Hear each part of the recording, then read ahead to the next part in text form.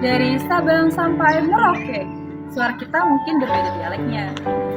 Tapi saat berucap Indonesia, ada satu rasa yang menyatukan. Banyak orang asing belajar bahasa kita karena kemampuannya. Lalu, kenapa kita yang memilikinya cuma sedikit saja? Gunakan dengan benar, ucapkan dengan bangga, karena bahasa Indonesia adalah identitas kita di mata dunia.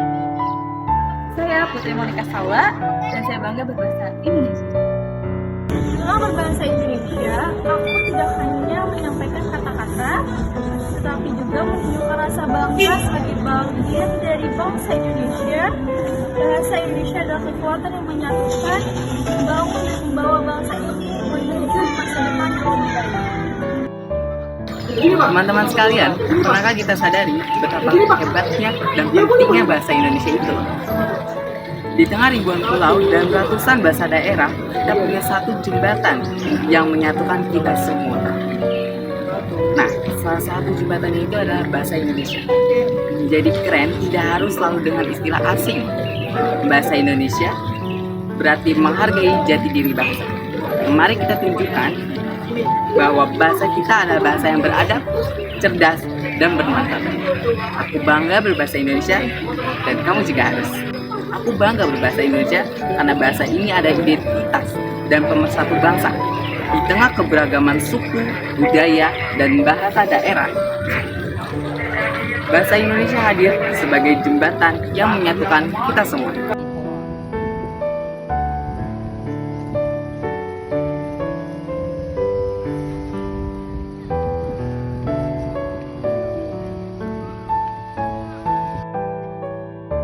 Aku bangga berbahasa Indonesia karena bahasa ini adalah identitas dan pemersatu bangsa. Di tengah keberagaman suku, budaya, dan daerah, bahasa Indonesia hadir sebagai jembatan yang menyatukan kita semua. Dengan bahasa Indonesia, aku bisa berkomunikasi, belajar, berbagi cerita dengan siapapun tanpa memandang perbedaan. Bahasa Indonesia juga menjadi bukti sejarah perjuangan bangsa. Para pemuda pada masa lalu telah menjunjung tinggi bahasa Indonesia sebagai bahasa pemersatu demi meraih kemerdekaan.